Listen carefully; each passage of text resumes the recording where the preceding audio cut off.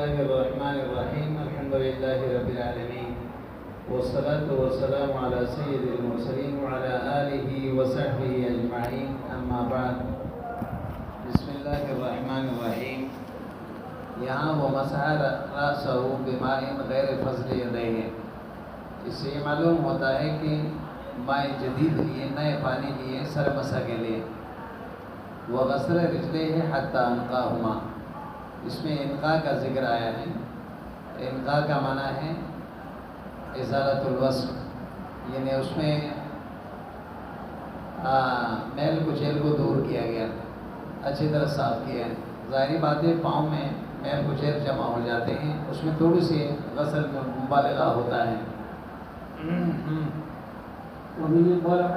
اگلی روایت حضرت مقدام بن معدی کربہ رضی اللہ عنہ کے ہیں. اوتیہ رسول اللہ صلی اللہ علیہ وسلم بوضوء فتوضأ فغسل کفیہ ثلاثا وغسل وجهه ثلاثا ثم غسل ذراعیہ ثلاثا، اور اس میں بھی وہی باتیں ذکر فرما رہے ہیں. ثم مسح برأسہ وأذنیہ ظاہرہما وباطنہما، تو ظاہری باتیں مسح اذنین میں سامنے کے حصہ اور پیچھے کے حصہ دونوں میں مسح ہوتا ہے، اس لیے اس کو ذکر فرمایا. اگلی روایت بھی حضرت معدی کربہ کے ہیں، مقدام ابن معدی کربہ کا. رأیت رسول اللہ صلی اللہ علیہ وسلم توضأ فلما بلغ مسح رأسہ ووضع کفیہ علی مقدم رأسہ فأمرہما حتی بلغ القفا. قفا کہتے ہیں گردن کے پہلے شروع والے حصے کو. ثم ردہما الی المکان الذی منہ بدأ. اس میں ایک بات تو یہ معلوم ہوئی کہ مسح راس میں لے جانا استیعاب یہ مستحب عمل ہے، پھر واپس لانا بھی. ثم ردہما الی المکان الذی منہ بدأ، اس میں اس چیز کا ذکر ہے، لیکن باقی دوسری روایتوں میں یہ ذکر نہیں تھا. حتی بلغ القفا سے بعض حضرات نے مسح رقبہ پر استدلال کیا ہے، جبکہ یہ بات تام نہیں ہے.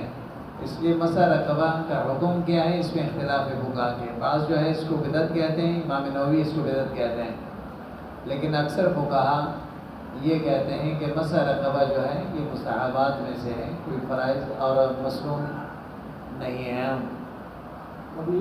کوئی روایتوں میں صراحتاً مسح رقبہ کا ذکر نہیں آیا.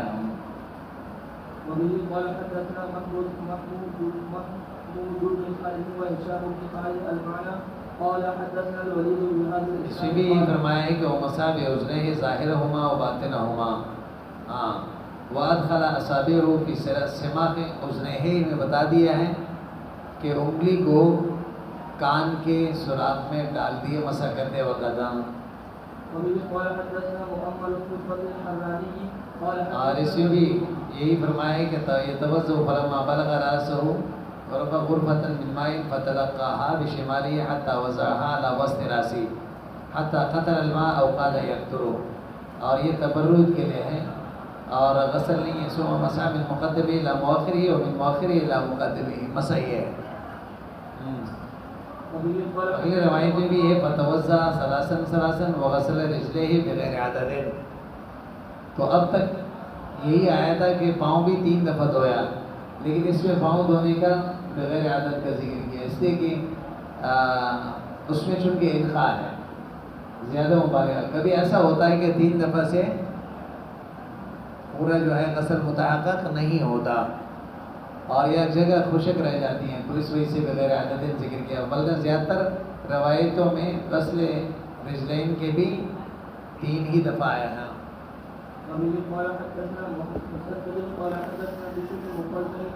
آگے جو روایت ہے کہ ربیہ بنت معوذ بن عفراء کا، یہ ربیہ کے والد ہے معوذ، اور یہ صحابی رسول ہے، بدرین میں سے ہیں. اور آپ کو پتہ ہے کہ ابو جہل کے قاتلین میں سے 2 نوجوان تھے، ان میں سے ایک معوذ اور دوسرے معاذ، یہ دونوں بھائی تھے. اور ان کا نسبت والدہ کی طرف ہے، عفراء اس کے والدہ ہے. اور یہ عفراء بڑی متبرک خاتون تھی. اس اعتبار سے بھی اس کو احساس حاصل ہے کہ غزوہ بدر میں 7 بیٹے اس کے شریک تھے. 7 بیٹے اس کے بدری ہیں، اور تم میں کچھ شہید بھی ہوئے، اور حارث بن رفاع کے نکاح میں تھی تو اس سے 3 بیٹے ہوئے، معوذ اور معاذ اور عوف، اور پھر جو ہے بکیر سے شادی کی تو اس سے بھی پھر 4 بیٹے ہوئے، تو یہ 7 بیٹے جو ہے صحابی ہیں اور پھر بدر میں شریک ہوئے تھے۔ اور فرما رہے ہیں کہ قالت کان رسول اللہ صلی اللہ علیہ وسلم یاتینا، حضور ہمارے پاس آتے تھے، اور اس کا پھر وضو کا طریقہ ذکر فرمایا ہے، تو قالت فیہ فغسل کفیہ ثلاثا ووضع وجہہ ثلاثا، ووضع یعنی غسل کے معنی میں، ومزمز واستنشق مرۃ ووضع یدیہ ثلاثا ثلاثا، مزمز و استنشاق کا مرۃ واحدا ذکر کیا، جس کی تمام روایتوں میں اس بھی تسلیث ہے، تو چونکہ اس میں وجہ یا تو یہی ہوگا کہ بیان جواز کے لیے، ومسح برأسی مرتين بيده مؤخرة اور رأسه ثم بمقدمه وبأذنيه كلتيهما ظهورهما وبطونهما ووضع رجليه ثلاثا ثلاثا، قال ابو داود هذا معنى حدیث مسدد۔ چلیے آگے بھی جو روایت ہے اس میں بھی تمزمز واستنثر ثلاثا، پھر آگے روایت ربیع بنت معوذ کا ہی ہے، توضع عندها فمسح الراس كله من قرن الشعر، قرن کہتے ہیں کہ اوپر سے وسط الراس سے، اور بعض روایتوں میں کل ناحیت لمنصب الشعر، لام جو ہے یہ الہ کے معنی میں، الہ منصب الشعر، اور منصب موضع انصباب الماء، جیسے اوپر پانی ڈالو گے نا تو پانی نیچے کی طرف بہتا ہے نا، تو یہ جہاں سے اونچے حصہ ہے وہاں سے، تو اس کے بعد تابعین کا رائے یہ ہے کہ جیسے شروع میں کہا مسح کا آغاز مسح راس کا وسط راس سے ہونی چاہیے۔ امام احمد بن حنبل سے بھی پوچھا گیا کہ اگر کسی کا بال بڑے ہو اور ترتیب کے ساتھ ہو تو اب وہ نہیں چاہتا کہ میرے بال جو ہے وہ مسح کے وقت خراب ہو جائے تو وہ کیسے کریں مسح، تو فرمائے پھر ربیع بنت معوذ کی روایت پر عمل کریں کہ جہاں سے اوپر سے جو ہے پانی اس طرح جو ہے مسح کریں جس سے بال اپنے جگہ سے ہلیں گے نہیں۔ لا يحرك الشعر عن هيئته، اس میں ذکر کیا گیا، بال تو اپنے حالت شروع سے مقدمۃ الراس سے کریں گے تو بال تو اپنے کیفیت میں نہیں رہیں گے۔ ومسح رأسه ومسح ما أقبل منه وما أدبر وصغريه وأذنيه، صدق کہتے ہیں ما بین الاذن والعین، یعنی آنکھ اور کان کے بیچ والے حصے کو کن پٹی کہتے ہیں۔ پھر اگلی روایت بھی یہ ہے، ربیع عن نبی صلی اللہ علیہ وسلم مسح برأسی من فضل ماء کان فی یدہ، جو ہاتھ سر کا، تو اس میں یہ فرمایا گیا ہے کہ من فضل ماء کان فی یدہ، جو ہاتھ پانی بچا نئے پانی نہیں لی، اور پہلے روایت گزر چکا ہے، اس لیے حناف کہتے ہیں کہ نئے پانی لینا واجب اور ضروری نہیں ہے، مسنون ہے۔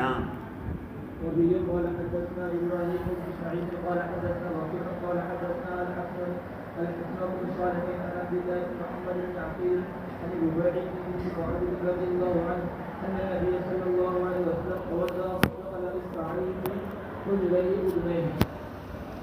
وبه قال حدثنا محمد بن عيسى المسدد قال حدثنا عبد الوارث حتى بلغ الغزال وهو اول القفا، غزال بھی گردن کے ابتدائی حصے کو کہتے ہیں، ومسح رأسه من مقدم الى مؤخر حتى اخرج يديه من تحت اذنيه، یہ ایک نئی طریقہ آ گیا، مسح کرتے وقت بجائے لانے کے پھر نیچے کی طرف لائیں تو من تحت اذنيه، یہ طریقہ عام روایتوں میں نہیں ہے لیکن یہ روایت ضعیف ہے۔